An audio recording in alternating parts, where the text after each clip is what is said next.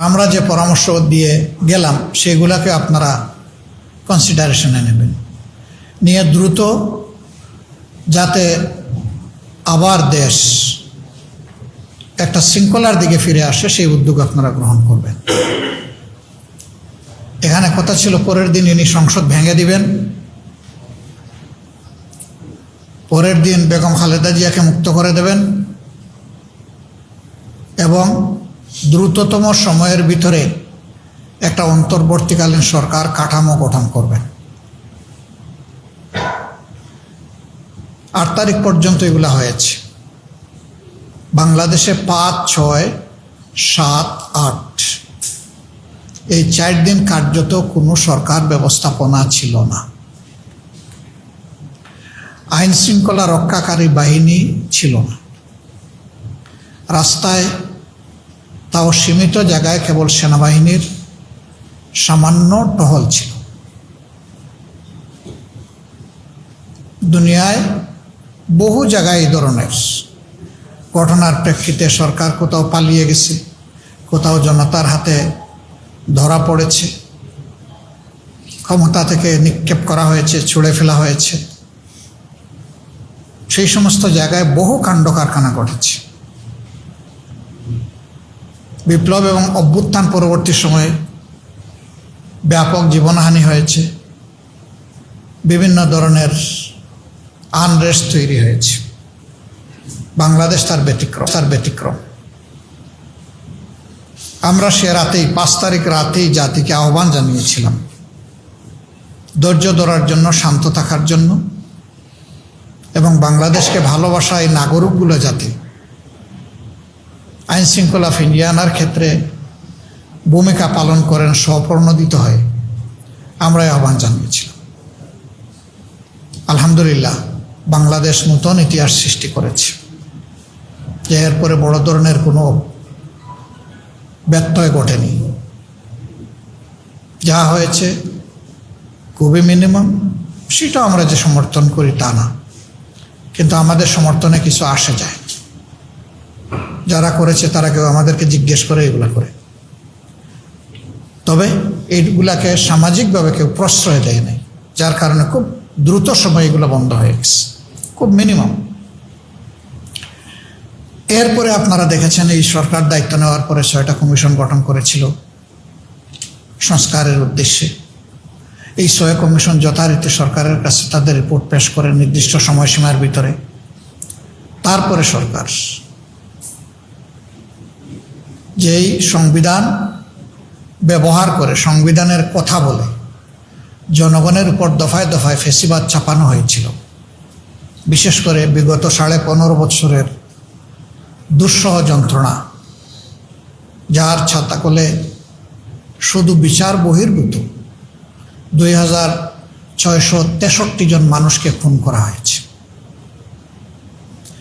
গুমের সংখ্যা ছিল 10,000-এর ঊর্ধ্বে, স্বল্প, মধ্য এবং দীর্ঘমেয়াদী। এখনো ফিরে আসেননি আপনজনের কাছে এই সংখ্যাটা 250-এর ঊর্ধ্বে। তাদের কোনো হদিস নেই, তাদের আপনজনরা জানে না তারা কোথায় আছে। আয়নাগর নামক কুখ্যাত ডিটেনশন সেন্টার তৈরি করা হয়েছিল, তার একটা প্রোটোটাইপ জুলাই মিউজিয়ামে স্থান পেয়েছে। সেখানে গেলে ওটা দেখা যাবে। আয়নাগরে যারা ছিলেন তারা ভিজিট করে সাক্ষী দিয়েছেন যে ওরকমই তারা ছিলেন। আনথিঙ্কেবল, ভাবা যায় না। কবরের মতো একটা জায়গায় বের হওয়ার কোনো উপায় নেই, আলো বাতাস নেই। দিন রাত, সপ্তাহ, মাস, বৎসর গড়িয়ে কেউ 8.5-9 বৎসর পর্যন্ত ওখানে থাকতে বাধ্য করা হয়েছে। এবং তাদের আপনজনরা জানতেন না যে তারা জীবিত না মৃত, তারা কোথায় আছে। এই সংস্কৃতির জন্ম হয়েছে সংবিধানের দোহাই দিয়ে। এই জন্য অতি গুরুত্বপূর্ণ হয়ে পড়েছিল সাংবিধানিক বা সংবিধানের যে কাঠামোগুলো এই ফেসিবাদকে সমর্থন দিয়েছে, সুযোগ তৈরি করে দিয়েছে ব্যবহার করা, তার একটা বড় ধরনের সংস্কার সাধন করা। যখন সংস্কার কমিশন গঠন করা হলো কনসেনসাসের জন্য, তখন এখানে বাংলাদেশের গুরুত্বপূর্ণ সকল রাজনৈতিক দল অংশগ্রহণ করেছেন। আমরা ছোট বড় বলে কাউকে দেখি না, আমরা বলবো সম্মানের সাথে গুরুত্বপূর্ণ সকল রাজনৈতিক দল। সেখানে দিনের পর দিন, সপ্তাহের পর সপ্তাহ, মাসের পর মাস সেখানে আলোচনা হয়েছে এবং সেই আলোচনার লাইভ কাস্ট আপনারাই করেছেন। মিডিয়ার সুবাদে সারা দেশবাসী এগুলো জানতে পেরেছে, কে কি ভূমিকা রেখেছেন, কে কি কথা বলেছেন, সবগুলা জনগণের কাছে আছে। শেষ পর্যন্ত তার কনক্লুশনে এসে একটা সনদ তৈরি হলো। এই সনদে গুরুত্বপূর্ণ সকল দলই স্বাক্ষর করলো, আজকের বিরোধী দলে যারা আমরা আছি এবং সরকারি দলে যারা আছে। এখানে সবাই আমরা সিগনেটরি ছিলাম। নির্বাচন সংক্রান্ত বিষয়ে একটা প্রেসিডেন্সিয়াল অর্ডারের মাধ্যমে সংসদ নির্বাচনের পাশাপাশি গণভোটেরও নির্দেশ দেওয়া হলো। এই নির্দেশটাও সরকারি দল বিরোধী দল আমরা সবাই গ্রহণ করলাম। তবে আমাদের দাবি ছিল গণভোটটা আগে অনুষ্ঠিত হবে, তারপরে হবে সংসদ নির্বাচন। বর্তমান সরকারি দলের দাবি ছিল না, একই দিনে দুইটা অনুষ্ঠিত হবে। শেষ পর্যন্ত আমরা আমাদের দাবির ব্যাপারে কিছু নমনীয় হলাম। আমরা চাইলাম যে গণভোটটা হোক, এবং এখানে লক্ষণীয় বিষয়, সরকারি দলেরই কনসেনসাস কমিশনে যিনি নেতৃত্ব দিয়েছেন তিনিই কিন্তু গণভোটের প্রস্তাবটা উত্থাপন করেছেন, সংস্কার কমিশন। বাকি সবাই আমরা সমর্থন করেছি। কাজেই গণভোট আমরা সবাই চাইলাম, সরকারি দলও চাইল, আমরাও চাইলাম। গণভোটের 4টা সুনির্দিষ্ট প্রশ্নের ভিত্তিতে জনগণের রায় চাওয়া হয়েছে, ভোট চাওয়া হয়েছে। এইটাও নির্বাচন কমিশন তার ওয়েবসাইটে বহু আগে এটা প্রকাশ করেছে, মিডিয়ার মাধ্যমে জনগণের কাছে এটা গিয়েছে, তারা এটার পক্ষে প্রচারণাও চালিয়েছে। ইন্টারিম গভর্নমেন্টও এটার পক্ষে প্রথম দিকে প্রচারণা চালিয়েছে। পরে কোর্টের একটা দৃষ্টি আকর্ষণের পরে গভর্নমেন্ট আর চালায়নি, কিন্তু এর আগে বহু প্রচারণা হয়েছে। নির্বাচনী জনসভায় দাঁড়িয়ে আমরা যারা এখন বিরোধী দলে আছি, সবাই আমরা যারা জনগণের কাছে গিয়েছি, আমরা দুটো ভোট চেয়েছি। আমরা চেয়েছি আমাদের প্রতীকের পক্ষে একটা ভোট, আমরা চেয়েছি সংস্কারকে সমর্থন করে গণভোটের একটা হার্ড ভোট। যেমনটা আমরা চেয়েছি ঠিক তেমনটাই আজকে যিনি মাননীয় প্রধানমন্ত্রী এবং সংসদ নেতা তিনিও চেয়েছেন,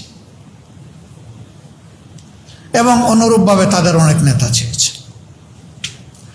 প্রকাশ্যে গণভোটের বিপক্ষে বর্তমান সংসদে যারা আছেন কেউ কোনো কথা বলেন। 2টি ভোট অনুষ্ঠিত হলো নিয়ম মাফিক। এই ভোটে যারা সংখ্যাগরিষ্ঠ হবেন তারা সরকার গঠন করবেন, এবং ভোট অনুষ্ঠিত হওয়ার 30 পঞ্জিকা দিবসের ভিতরে সংসদ অধিবেশন আহ্বান করার বাধ্যবাধকতা রয়েছে। সেখানে বলা হয়েছে যে পদ্ধতিতে সংসদ অধিবেশন আহ্বান করা হইবে, অনুরূপ পদ্ধতিতে সংবিধান সংস্কার পরিষদের সভা আহ্বান করেছে। এটা বলা হয়েছে এই ভোটে নির্বাচিত সংসদ সদস্যরা একই সাথে তারা সংস্কার পরিষদের সদস্য হিসাবেও নির্বাচিত বলে গণ্য হবেন। বলা হয়েছে তাদের 2টি শপথ হবে, একটি শপথ সংসদ সদস্য হিসাবে, আর একটি শপথ সংস্কার পরিষদের সদস্য হিসাবে। বলা হয়েছে সংস্কার পরিষদ গঠিত হওয়ার পর 180 দিনের ভিতরে তারা সংবিধান সংস্কার সম্পন্ন করে তাদের দায়িত্ব পালন করবেন। এবং এর সাথে সাথে এই পরিষদের অটোমেটিক্যালি স্বয়ংক্রিয়ভাবে বিলুপ্ত হয়ে যাবে, এই পরিষদ আর থাকবে না। আমরা ইলেকশনের দিন পর্যন্ত একই অবস্থানে সবাই ছিলাম, কিন্তু ফল প্রকাশের পরে যখন সংসদ সচিবালয় থেকে আমাদেরকে 2টা শপথের জন্য আমন্ত্রণপত্র পাঠানো হলো, আমরা সেই মোতাবেক আমাদের যে সময় স্লট ছিল আমরা হাজির হলাম। আমরা প্রথমে সংসদ সদস্য হিসাবে শপথ নিলাম যেভাবে লেখা ছিল, এরপরে আমরা শপথ নিলাম সংস্কার পরিষদের সদস্য হিসেবে। আমাদের আগে শপথ নিলেন সরকারি দলের সম্মানিত সদস্যবৃন্দ, কিন্তু তারা একটা শপথ নিলেন আর একটা নিলেন না। তারা সংসদ সদস্য হিসাবে নিলেন, সংস্কার পরিষদের সদস্য হিসাবে নিলেন না। যে বাধ্যবাধকতাটা ছিল যে শপথ গ্রহণের বা গেজেট প্রকাশের, শপথ গ্রহণ না, গেজেট প্রকাশের 30 পঞ্জিকা দিবসের ভিতরে ওই সংস্কার পরিষদের সভা আহ্বান করতে হবে, সেটা আর করা হলো না। কে করবে? সংবিধান অনুযায়ী এই কাজটা করবেন প্রেসিডেন্ট। কিভাবে করবেন? তাকে লিখিত অনুরোধ জানাবেন, যিনি সরকার গঠন করে প্রধানমন্ত্রী হবেন তিনি। তাহলে 2টা সভায় আহ্বান করা হবে তার লিখিত অনুরোধের প্রেক্ষিতে। আমরা যখন দেখলাম যে এই সভা আহ্বান করা হচ্ছে না এবং লক্ষণীয়ভাবে সভাটা আহ্বান করা হলো সময়ের শেষ প্রান্তে গিয়ে, 12 ফেব্রুয়ারি ইলেকশন হলো, সভা আহ্বান করা হলো 12 মার্চ। ফেব্রুয়ারি মাস 28 দিনে হওয়ার কারণে আমরা 15 তারিখ পর্যন্ত একটা সুযোগ পেলাম, যেহেতু গেজেট প্রকাশ হয়েছিল 13 ফেব্রুয়ারি। আমরা সেদিনেই যখন দেখলাম যে জনগণের রায় অগ্রাহ্য হয়ে যাচ্ছে, বিবেচনায় নেওয়া হয়নি, তখন আমরা পয়েন্ট অফ অর্ডারে আমি বিরোধী দলের দায়িত্বশীল নেতা হিসেবে দাঁড়িয়ে কথা বলেছি। আমি সুযোগ চেয়েছি, মাননীয় স্পিকার আমাকে সুযোগ দিয়েছে। বিষয়টা উত্থাপন করার পরে আমরা আমাদের উদ্বেগের কথা, আমাদের দাবির কথা জানানোর পরে মাননীয় স্পিকার আমাদেরকে নোটিশ দিতে বলেন। আমরা সেই নোটিশটি দেই 3য় কর্মদিবসে, অর্থাৎ 29 তারিখ। এবং সেই নোটিশ সেদিন মাননীয় স্পিকার মহোদয় ছিলেন না, তার স্ত্রীর বিয়োগজনিত কারণে, ইন্তেকালজনিত কারণে ডেপুটি স্পিকার মহোদয় তিনি স্পিকারের দায়িত্ব পালন করেছেন। তিনি এই নোটিশটি আমলে নেন, বিভিন্ন বাধার মুখেও আমলে নিয়ে আলোচনার জন্য ধার্য করা হয় 31 তারিখ, দিবসের শেষ আলোচ্য বিষয় হিসাবে 2 ঘন্টার জন্য এ বিষয়ের উপরে আলোচনা হবে। এ দিনটি ছিল গতকাল। আমরা আলোচনায় সূত্রপাত করেছি, যেহেতু নোটিশটা আমাদের মাননীয় স্পিকার প্রথমে আমার সময় দিয়েছেন, আমি বিষয়টা শুধু উত্থাপন করেছি, মূল বিষয়ে আমি ঢুকিনি। এরপরে আমাদের অনুরোধে তিনি সময় সমানই দিয়েছেন।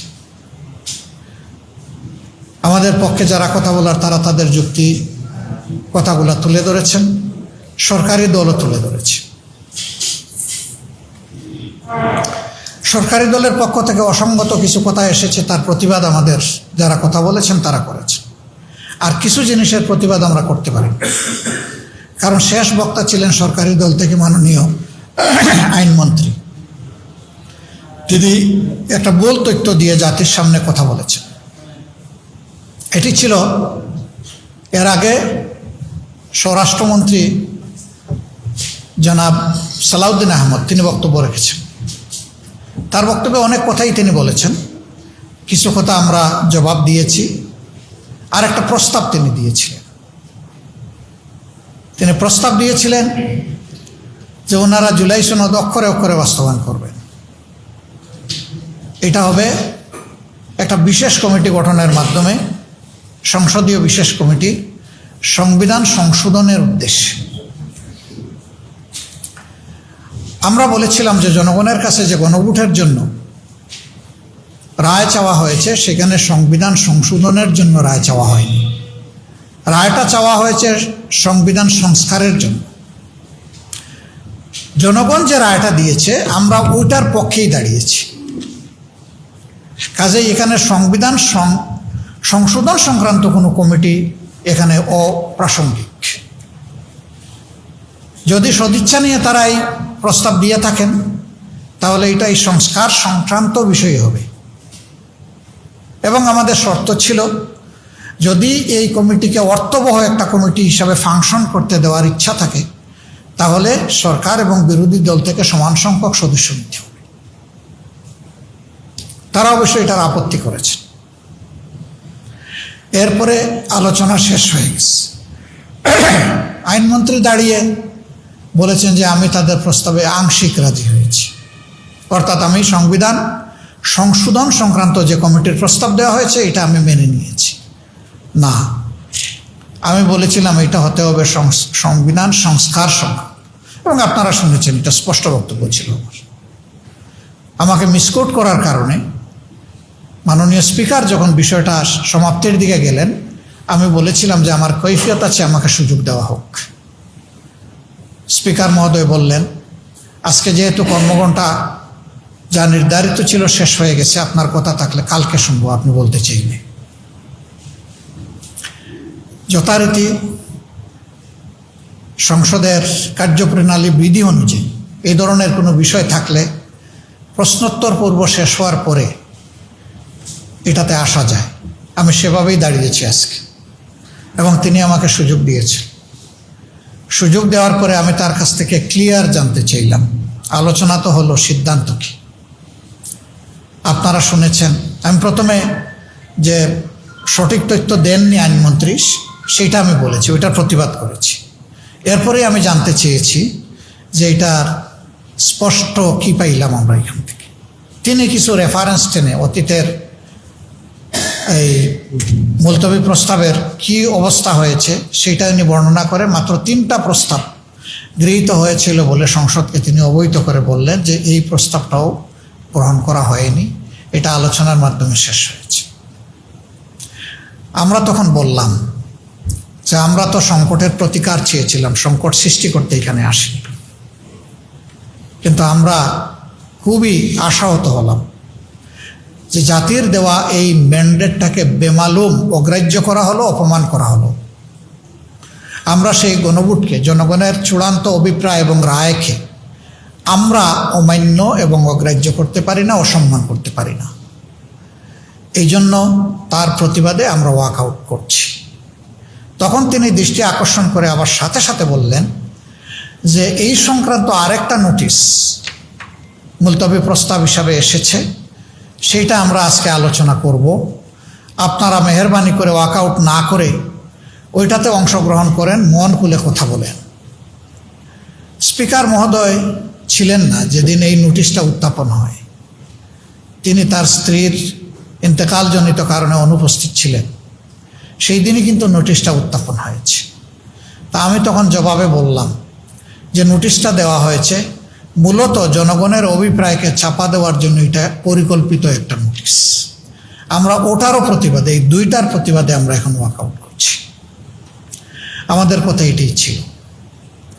আমরা খুবই বিস্মিত, আহত, মর্মাহত। এর আগে 3টা গণভোট বাংলাদেশে হয়েছে, কোনো গণভোট এইভাবে শেষ হয়ে যায়নি। 3টাতেই জনগণের দেওয়া রায় অনুযায়ী জনগণ পরবর্তী সুযোগ পেয়েছে। এই প্রথম, যেটাতে আমরা সবাই, সরকারি দল, বিরোধী দল, সবাই আমরা একমত ছিলাম, সবাই চাইলাম, সবাই এর পক্ষে ভোট চাইলাম। এখানে সেইটাকে অগ্রাহ্য করা হলো, অমান্য করা হলো, এবং এটাকে শেষ করে দেওয়া হলো। কার্যত জনগণের চূড়ান্ত অভিপ্রায়, যেটাকে সংবিধানের চূড়ান্ত জায়গায় স্থান দেওয়া হয়েছে, সেইটাকেই কিন্তু লঙ্ঘন করা হলো। আমরা এই অবস্থা মেনে নিইনি। আমরা জনগণের অভিপ্রায়ের প্রতি সম্মান দেখিয়ে আমরা ওয়াকআউট করেছি। আমরা চেয়েছিলাম আন্তরিকভাবে এখানেই হাউজের ভিতরে তার সমাধান হোক। হাউজের ভিতরে সমাধান হলে জনগণ আনন্দিত হতো। গতদিন আমরা অনুরোধ করেছিলাম যে আমিও বললাম, আপনিও বললেন, আমরা বললাম, আপনারা বললেন, এখন আমরা আলাদা হয়ে গেলাম কেন? আসেন আমরা জনগণের চূড়ান্ত রায়টাকে আমরা সম্মান করি, তাহলে এই মহান সংসদ আরও বেশি সম্মানিত হবে। আপনারা শুনেছেন আমার এই আহ্বান, কিন্তু না, এই আহ্বানের প্রতি তারা সম্মান প্রদর্শন করেননি, তারা ব্যর্থ হয়েছে। এখন যেহেতু হাউসের ভিতরে জনগণের এই অভিপ্রায়ের বিষয়টা সেইভাবে সম্মানিত এবং গৃহীত হলো না, আমাদের জন্য এখন পথ একটাই, আবার আমাদেরকে জনগণের কাছে ফিরে যেতে হবে। সেই জনগণ আমাদেরকে এই রায় দিয়েছিল, আমরা এখন সেই জনগণের কাছেই ফিরে যাব ইনশাআল্লাহ। এবং জনগণকে সাথে নিয়ে আমরা এই গণভোটের যে দাবি, এই দাবি কিভাবে আদায় করা যায় সেই কার্যক্রম আমরা গ্রহণ করব। এই ক্ষেত্রে অতীতে দেশ এবং জনগণের স্বার্থে আমরা দেশবাসীকে পেয়েছি, দেখেছি, এবারও আমরা গভীরভাবে আশা রাখি দেশবাসী আমরা ঐক্যবদ্ধ থাকবো ইনশাআল্লাহ। সাংবাদিক বন্ধুগণ, অতীতেও ন্যায্য সমস্ত বিষয়াবলিতে আপনারা গুরুত্বপূর্ণ অবদান রেখেছেন। এটা কোনো দলের দাবি না, এটা কোনো গোষ্ঠীর দাবি না, এটা কোনো ব্যক্তি স্বার্থ সংরক্ষণের দাবি না। এটা ছিল মূলত যে সমস্ত সাংবিধানিক কথা বলে, সংবিধানের দোহাই দিয়ে জনগণের উপরে দুর্নীতি এবং দুঃশাসনের বোঝা চাপিয়ে দেওয়া হয়, ওই জায়গাগুলো আমরা চেয়েছিলাম বন্ধ হোক। জুলাই সনদ, সেখানে বর্তমান সরকারি দলের গুরুত্বপূর্ণ জায়গাগুলোতে ডিসেন্ট আছে, তারা ডিসেন্ডিং অপিনিয়ন দিয়েছে। তারা কি করবেন এটা তাদের ব্যাপার, কিন্তু জনগণের সংস্কারের আকাঙ্ক্ষা, দেশের রাজনৈতিক চরিত্রের পরিবর্তনের এই আকাঙ্ক্ষা, এই আকাঙ্ক্ষাটাকে নিয়ম মাফিক চলতে দেওয়া হলো না। এটাই জাতির জন্য, আমাদের জন্য কষ্টের জায়গা, আর এই সংসদের জন্য এটা দুর্ভাগ্যের জায়গা। আমরা আপনাদের সহযোগিতা চাই। আপনারা জানেন 11টি দল আমরা নির্বাচনের আগেই বিভিন্ন দাবিতে আমরা ঐক্যবদ্ধ হয়েছি। আমাদের দুইটা মেজর দাবি ছিল, একটা হলো সুশাসন, ন্যায় বিচার, আরেকটা ছিল দুর্নীতি দুঃশাসনের বিরুদ্ধে আমাদের অবস্থান। তা আমরা এখন জনগণের দাবি জনগণের কাছেই নিয়ে যাব। যেহেতু এখানে আমরা পারলাম না আদায় করতে, আমরা ইনশাআল্লাহ জনগণকে সাথে নিয়ে পরবর্তী পদক্ষেপ নেব। আপনারা সঙ্গে থাকবেন। আপনাদেরকে অসংখ্য ধন্যবাদ আজকে কষ্ট করে এখানে থাকার জন্য, আমাদেরকে কভার করার জন্য, আমাদেরকে শোনার জন্য।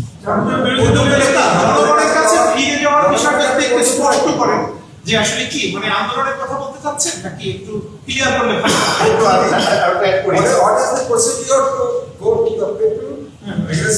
হয়। Same question. Thank you very much. আমার মনে হয় এটা সবারই প্রায় কোয়েশ্চেন। সংসদ থাকবেন নাকি?